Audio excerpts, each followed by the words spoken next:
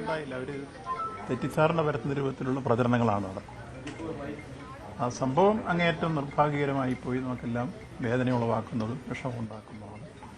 അവരുടെ വേർപാടിൽ നമ്മൾ ദുഃഖവും അനുശോചനവും ഒക്കെ ഇന്നലെ തന്നെ രേഖപ്പെടുത്തി. സംഭവം ഞങ്ങളിവിടെ ഇന്നലെ മേഖലാ അവലോകന യോഗമായിരുന്നു ബഹുമാനപ്പെട്ട മുഖ്യമന്ത്രിയുടെ. അത് നടന്നുകൊണ്ടിരിക്കുമ്പോഴാണ് ഈ വിഷയം അറിയുന്നത്. അറിഞ്ഞ ഉടൻ തന്നെ മുഖ്യമന്ത്രിയോട് അനുവാദം വാങ്ങി ഞാനും ആരോഗ്യവകുപ്പ് മന്ത്രി അങ്ങോട്ട് പോയി. ഞങ്ങളവിടെ ചെല്ലുമ്പോഴേക്ക് ആദ്യ റൗണ്ടിലുള്ള പ്രവർത്തനങ്ങൾ നടന്നു കഴിഞ്ഞിരുന്നു. അപ്പോൾ രണ്ടുപേരെ കാഷ്വാലിറ്റിക്ക് കൊണ്ടുപോയിട്ടുണ്ട്. അവരുടെ സ്ഥിതി എന്താണെന്ന് അന്വേഷിച്ചപ്പോൾ ഡോക്ടർമാർ പറഞ്ഞു ഒരാൾക്ക് ചെറിയ ഇഞ്ചുറി ഉണ്ട്, അത് വയറിൻ്റെ ഭാഗത്ത് തൊലിപ്പുറത്തുള്ളതാണ്. മറ്റേ ആൾക്ക് സ്ട്രെച്ചറിൻ്റെ സൈഡ് കൊണ്ട് വേദനയുണ്ട്. ഇത് രണ്ടേ ഉള്ളൂ, അത് ഗൗരവമായി ഇല്ല എന്ന് അവിടെ നിലവിലുണ്ടായിരുന്ന ഡോക്ടേഴ്സും ഫയർഫോഴ്സും പറഞ്ഞു.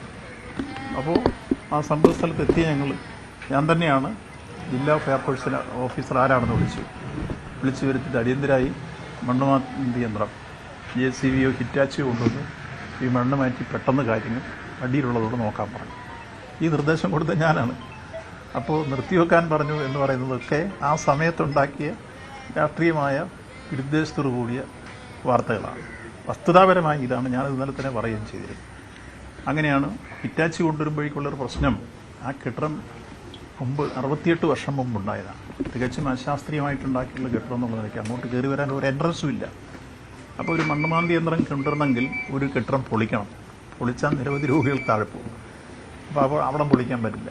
അപ്പോൾ പിന്നെ ഏറ്റവും അവസാനം പ്രത്യേകമായ റാമ്പുണ്ടാക്കി കാഷ്വാലിറ്റിയുടെ അവിടുന്ന് രോഗികളെ കൊണ്ടുവരുന്ന റാമ്പുകൾ കൂടിയാണ് ഇന്നലെ അവസാനം ഹിറ്റാച്ചി കിട്ടി. അത് കയറ്റിക്കൊണ്ട് വരുമ്പോൾ അതിൻ്റെ പ്രധാനപ്പെട്ട കവാടം 11ാം വാർഡിലേക്ക് വരുമ്പോൾ അവിടെ വലിയ കമ്പിയാണ് മുകളിൽ നിൽക്കുന്നത്.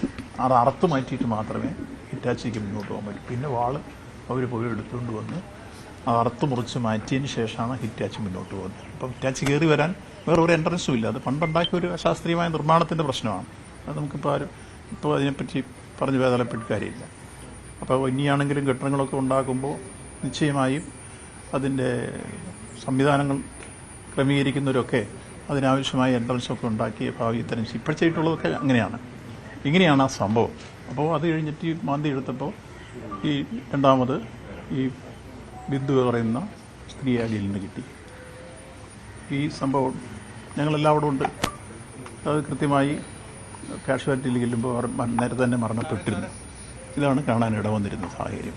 അവിടെ ഒരു തരത്തിലുള്ള കാലതാമസവും ഈ കാര്യത്തിൽ ഉണ്ടായിട്ടില്ല. യന്ത്രം കയറി വരാനുള്ള ബുദ്ധിമുട്ട് പ്രായോഗികമായി കെട്ടിടം ചുറ്റുമുള്ള ഒരു പ്രദേശമായിട്ട് പോയി നോക്കുന്നവർക്കറിയാം. ഇത് അകലെ നിൽക്കുന്നവർക്കാർക്ക് ഇത് അറിയില്ലല്ലോ. അവിടെ ഉണ്ടായിരുന്നവർ ഇത് വസ്തുതാപരമായി റിപ്പോർട്ട് ചെയ്യേണ്ടതാണ്. ചുറ്റും കെട്ടിടമാണത് കയറി വരണമെങ്കിൽ എത്രയോ പാടുപെട്ടാണ് ഹിറ്റാച്ചി അതിനകത്ത് കയറ്റിക്കൊണ്ടു കഴിഞ്ഞ് ഞങ്ങൾ കാഷ്വാലിറ്റി പോയി. അപ്പോൾ പരിക്കേറ്റ കുട്ടിയെ കണ്ടു. വയനാട്ടിൽ നിന്ന ഒരു കുട്ടിയാണ്. അത് അമ്മയായിട്ട് വന്നപ്പോൾ ബൈസ്റ്റാൻഡറായിട്ട് വന്ന കുട്ടിയാണ്. ചെറിയ ഇഞ്ചുറി ഉള്ളു, പ്രശ്നമില്ല. മറ്റേ പരിക്കേറ്റ അമലിനെയും കണ്ടു. അയക്കും വലിയ കാര്യമായിട്ടില്ല. മറ്റേതാണ് മരണപ്പെട്ടത്. ഇങ്ങനെയായിരുന്നു സംഭവം ഉണ്ടായത്. അതിനെ മറ്റൊരു രൂപത്തിൽ വ്യാഖ്യാനിച്ചു കൊണ്ടുപോകുന്നു ഒരിക്കലും ശരിയല്ല. നമ്മൾ ഇത്തരം കാര്യങ്ങളെ കാണേണ്ടത് ഒരു ആരോഗ്യ പരിപാലന കേന്ദ്രമാണ് medical college. Kottayam medical college ഏതാണ്ട് ഇന്ത്യയിൽ തന്നെ ശ്രദ്ധിക്കപ്പെട്ടൊരു മെഡിക്കൽ കോളേജ്. എന്തുകൊണ്ടെന്നാൽ 10 ഹാർട്ട് ട്രാൻസ്പ്ലാന്റേഷൻ വിജയകരമായി നടത്തിയ ഒരു തൊറാസിക് സർജനുള്ള സൂപ്രണ്ട് ഡോക്ടർ TK ജയകുമാർ പ്രതിവർഷം 2000-ഓളം ഹൃദയവുമായി ബന്ധപ്പെട്ട ശസ്ത്രക്രിയ അദ്ദേഹം നടത്തുന്നുണ്ട്. അതിൽ ഓപ്പൺ ഹാർട്ട് സർജറി ഉണ്ട്, ബൈപ്പാസ് സർജറി ഉണ്ട്, വാൽവ് റീപ്ലേസ് ഉണ്ട്. ഇത്തരം കാര്യങ്ങളെല്ലാം അദ്ദേഹം നിസ്വാർത്ഥമായെന്ന് രാവും പകലും പോലെ ജോലി ചെയ്തിട്ട് ഒരു രൂപ ആരോടും പ്രതിഫലം വാങ്ങാതെ കയ്യിൽ നിന്ന് പണം മുടക്കി കാര്യങ്ങൾ ചെയ്യുന്ന ആളാണ് ഈ സൂപ്രണ്ട്. അത്രത്തോളം സത്യസന്ധനും ആത്മാർത്ഥയോട് കാര്യങ്ങൾ ചെയ്യുന്നതാണ് അദ്ദേഹം. ഈ കാര്യങ്ങളെല്ലാം ജാഗ്രതയോടുകൂടി കാര്യങ്ങൾ മുന്നോട്ട് കൊണ്ടുപോകും. മറ്റൊന്ന്, 7 ലിവർ ട്രാൻസ്പ്ലാന്റേഷൻ നടത്തിയ കേരളത്തിലെ ഏക മെഡിക്കൽ കോളേജ് കോട്ടയാണ്. ആദ്യം ലിവർ ട്രാൻസ്പ്ലാന്റേഷൻ തുടങ്ങിയതും കോട്ടയം മെഡിക്കൽ കോളേജാണ്. ഇന്ത്യയിൽ ഏറ്റവും കൂടുതൽ പ്രൈമറി ആൻജിയോപ്ലാസ്റ്റി നടത്തിക്കൊണ്ടിരിക്കുന്ന medical college Kottayam medical college. അപ്പോൾ അതിൽ 2 വട്ടത്തിൽ റെക്കോർഡിട്ടു. ഡോക്ടർ ജയപ്രകാശ് ഉൾപ്പെടെ ഉണ്ടായിരുന്ന ഘട്ടത്തിൽ പ്രൈമറി ആൻജിയോപ്ലാസ്റ്റിയിൽ ഏറ്റവും കൂടുതൽ റെക്കോർഡ്. അതുപോലെ തന്നെ ഡ്രോമ ICയിൽ ഏറ്റവും കൂടുതൽ കീഹോൾ സർജറി നടന്നത് കോട്ടയം മെഡിക്കൽ കോളേജ്. ആദ്യത്തെ ടെസ്റ്റ് ശിശു ഉണ്ടായത് കോട്ടയം മെഡിക്കൽ കോളേജാണ്. അതുപോലെ നിരവധി ഇത്തരത്തിലുള്ള റെക്കോർഡുകൾ ഇട്ടാണ് ആ മെഡിക്കൽ കോളേജ് ആതൊരു ശുശ്രൂഷ രംഗം. പെർ ഡേ 7000-ൽ പരം OP ഉണ്ട്. അപ്പോൾ ഇത്രത്തോളം വലിയ രൂപത്തിലുള്ള സൗകര്യം പാവങ്ങൾക്ക് ലഭിച്ചുകൊണ്ടിരിക്കുന്ന ഒരു സങ്കേതം ഇത്തരം ഒരു പ്രശ്നം ഉണ്ടായപ്പോൾ ആ മെഡിക്കൽ കോളേജിനെ ആകെ ആക്ഷേപിച്ച് ആ മെഡിക്കൽ കോളേജിനെ ഇല്ലാതാക്കുന്ന രൂപത്തിലേക്കുള്ള നീക്കം വരുന്നത് ഒരിക്കലും ഗുണകരമല്ല. എല്ലാവരും ചേർന്ന് ഉണ്ടായ സംഭവത്തെ സംബന്ധിച്ചുള്ള അത് പരിശോധിച്ച് ഭാവിയിൽ ഇത്തരം സംഭവം ഉണ്ടാകാതിരിക്കാനും ഉണ്ടായതിൽ എന്തെങ്കിലും പിഴവുണ്ടോ എന്ന് പരിശോധിച്ച് ആ കാര്യത്തിൽ ആവശ്യമായ നടപടി ഇതല്ലേ അതിനകത്ത് ചെയ്യേണ്ട കാര്യങ്ങൾ.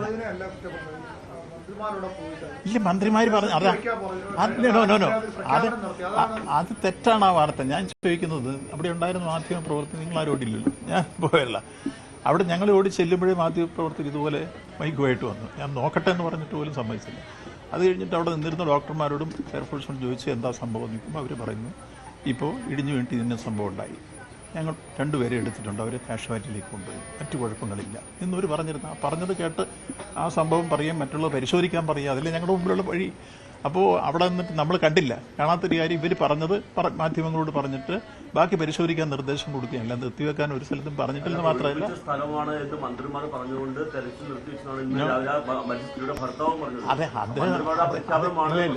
അത് അദ്ദേഹം ആ സ്ഥലത്തില്ലായിരുന്നല്ലോ. നിങ്ങൾ മനസ്സിലാക്കേണ്ട അദ്ദേഹം സ്ഥലത്തില്ല. സ്ഥലത്തുണ്ടായിരുന്ന ആളുകളോട് നിങ്ങൾ ചോദിച്ചു നോക്ക്. മന്ത്രിമാർ ഞങ്ങളാണ് പറഞ്ഞത് ഈ കാര്യത്തിൽ JCB കൊണ്ടുവന്ന് മാറ്റാൻ പറഞ്ഞു. ഞാനന്ന് നിങ്ങൾ ആർക്കെങ്കിലും ഇപ്പം തന്നെ ഇവിടെ നിന്ന് വിളിച്ച് ചോദിക്കാം, ഫയർഫോഴ്സ് ഓഫീസറെ വിളിക്കുക, ഞാൻ എന്താ പറയുന്നത്. അയാളെ വിളിച്ചു വരുത്തി ആരാണ് ജില്ലാ ഫയർഫോഴ്സ് ഓഫീസർ പറഞ്ഞു. അപ്പം അവരുടെ സ്റ്റാഫ് വിളിച്ചുകൊണ്ട് വന്നു ഓടി. അയാൾ നിർത്തി. ഞാൻ പറഞ്ഞു പെട്ടെന്ന് നിങ്ങൾ JCB വെച്ച് മാന്തി ബാക്കി പരിശോധിക്കാം. ഇതാണ് നിർദ്ദേശം കൊടുത്തത്. അപ്പോൾ വസ്തുതാപരമായ കാര്യം ഇതാണെങ്കിൽ അതിനെ വളച്ചൊടിച്ചിട്ടാണ് നിർത്തിവെക്കാൻ പറയാം. അങ്ങനെ നിർത്തിവെക്കാൻ ആരും ഇത് തെറ്റായി വ്യാഖ്യാനിച്ച് രാഷ്ട്രീയ ദുരുദ്ദേശത്തോടു കൂടി ഈ പുരയ്ക്ക് തീ പിടിക്കുമ്പോൾ വാഴ വെട്ടുന്നു പറയുന്ന കേട്ടില്ല. അതാണ് യഥാർത്ഥത്തിൽ അവിടെ ചില ആളുകൾ ചെയ്തു. അത് രാഷ്ട്രീയമാണ്.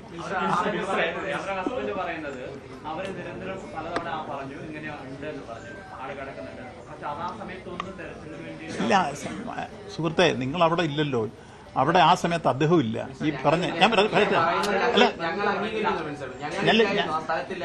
പോയ അതെ ഞാൻ സംസാരിച്ച് ആ കുട്ടി ആ മരിച്ച സ്ത്രീയുടെ മകളടക്കം പറയുന്നത് അമ്മയെ കാണാനില്ല എന്ന് പറഞ്ഞു മണിക്കൂറുകൾക്ക് ശേഷമാണ് അത്തരത്തിലൊരു തിരച്ചിൽ നടത്തുന്നതിലേക്ക് വേണ്ടി അവിടെ ഉണ്ടായിരുന്ന സംവിധാനം മുഴുവൻ ചലിച്ചതെന്നാണ് പറയുന്നത്. അല്ലല്ല, ആ സംവിധാനം സാധിച്ചു എന്ന് പറയുന്നത് കൊണ്ടാണ് ഹിറ്റാച്ചി വെട്ടിപ്പൊളിച്ച് കെട്ടിടം പൊളിച്ച് അതിനകത്ത് കയറ്റിക്കൊണ്ടുവന്നത്. അല്ലെ അങ്ങനെ വരുമോ? അവിടെ നിങ്ങൾ മനസ്സിലാക്കേണ്ടത് പെട്ടെന്നൊരു ഉന്നതത്തിനകത്ത് കയറി വരാൻ കഴിയുന്നില്ല. മറ്റൊന്ന്, ഇടിഞ്ഞു വീണ് കെട്ടിടത്തിന്റെ ഒരു ഭാഗം ഏത് സമയത്തും ബാക്കിയുടെ വീഴാമെന്ന് രൂപത്തിൽ നിൽക്കുന്നു. അതിന്റെ കീഴിൽ നിന്നും മനുഷ്യനെ കയറി ഏതെങ്കിലും ഒരു കല്ല് മാറ്റിയാൽ അല്ലെങ്കിൽ ഒരു പോള മാറ്റിയാൽ ബാക്കിയുടെ ഇടിഞ്ഞ് മേലോട്ട് വീഴും. അപ്പോൾ യന്ത്രം കൊണ്ട് മാത്രമേ അത് ചെയ്യാൻ കഴിയൂ എന്ന സാഹചര്യം നിലനിൽക്കുമ്പോൾ ഫയർഫോഴ്സും പോലീസും എല്ലാം അവിടെ ഉണ്ട്. നമ്മൾ ആരും പറയാതെ ഈ കാര്യം ചെയ്യുന്നവരാണ് ഈ 2 കൂട്ടരും. എത്രയോ വലിയ രൂപത്തിലുള്ള സുദീർഘമായ സേവനം ചെയ്യുന്നവരാണ് കേരളത്തിലെ ഫയർഫോഴ്സും പോലീസും. ഇത്തരം പ്രശ്നങ്ങളിൽ ആ ചെയ്യുന്ന കൂട്ടരവിടെ നിന്ന് അവർ ജാഗ്രതയോടുകൂടി ഇതിന് ചുറ്റുവലയം നിൽക്കുന്നുണ്ട്. ആ നിന്നിപ്പോൾ ഇതിൽ ഏതെങ്കിലും തൊട്ടാൽ ബാക്കി അവരുടെ നേതൃത്വമുണ്ട്. അപ്പോൾ യന്ത്രം കൊണ്ട് മാത്രമേ ചെയ്യാൻ കഴിയൂ. അപ്പോഴാണ് ഞങ്ങൾ ചെന്നിട്ട് നിർത്തി ആരാ ഫയർഫോഴ്സ് ഓഫീസറിന് വിളിച്ച് ചോദിച്ചു, ഇനി ആളാണെന്ന് വരാൻ പറഞ്ഞു. അയാളെ നിർത്തിക്കൊണ്ടുവന്ന് നിങ്ങൾ പെട്ടെന്ന് ഹിറ്റാച്ചി അല്ലെങ്കിൽ JCB കൊണ്ടുവന്ന് മാറ്റി അടിക്കൂടെ പരിശോധിക്കാൻ പറഞ്ഞു. ചെയ്യാം സാറെന്ന് പറഞ്ഞിട്ട് അവർ അതിനുവേണ്ടി നിർദ്ദേശം കൊടുത്ത് നേരത്തെ പറഞ്ഞു വിട്ടിട്ടുണ്ട്, കാണുന്നില്ല ഞങ്ങൾ പോകാമെന്ന് പറഞ്ഞിട്ട് അവർ ആ കാര്യത്തിൽ ഭംഗിയായിട്ട് ആക്ട് ചെയ്തു. അങ്ങനെയാണ് ഈ ഹിറ്റാച്ചി വന്നത്. അത് കയറ്റിക്കൊണ്ട് വരാനൊരു മാർഗം വേണ്ടേ? അതിനുശേഷം ആ കുടുംബത്തിലെ അതായത് ആ മകളോടോ ഭർത്താവിനോടോ നേരത്തെ മിനിസ്റ്റർ തന്നെ സൂചിപ്പിച്ചു, ആ മരിച്ച സ്ത്രീയുടെ ഹസ്ബൻഡ് അവിടെ ഇല്ലായിരുന്നു എന്ന് മിനിസ്റ്റർ തന്നെ പറയുന്നുണ്ട്.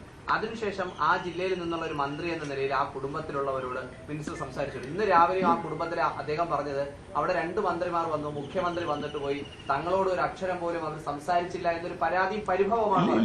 ദീർഘകാലമായി കോട്ടയത്തിൽ അവരോട് സംസാരിക്കുന്ന ഞങ്ങളുടെ കൂടെയുള്ള സഹപ്രവർത്തകർ സംസാരിച്ച് കാര്യങ്ങൾ ഒപ്പം ആശുവിനെ നടത്തി ഞങ്ങളവിടെ ഉണ്ട്. അവിടെ ചുറ്റുപാരം പ്രക്ഷോഭക്കാരെ നിൽക്കുക. പ്രക്ഷോഭക്കാർക്ക് ഉള്ള ആവശ്യം എന്താ? ബഹളം കൂട്ടി ഒരു ഷോ ഉണ്ടാക്കണം എന്ന് പറഞ്ഞ് ചാനലുകാരെ വിളിച്ചുകൊണ്ട് വരിക.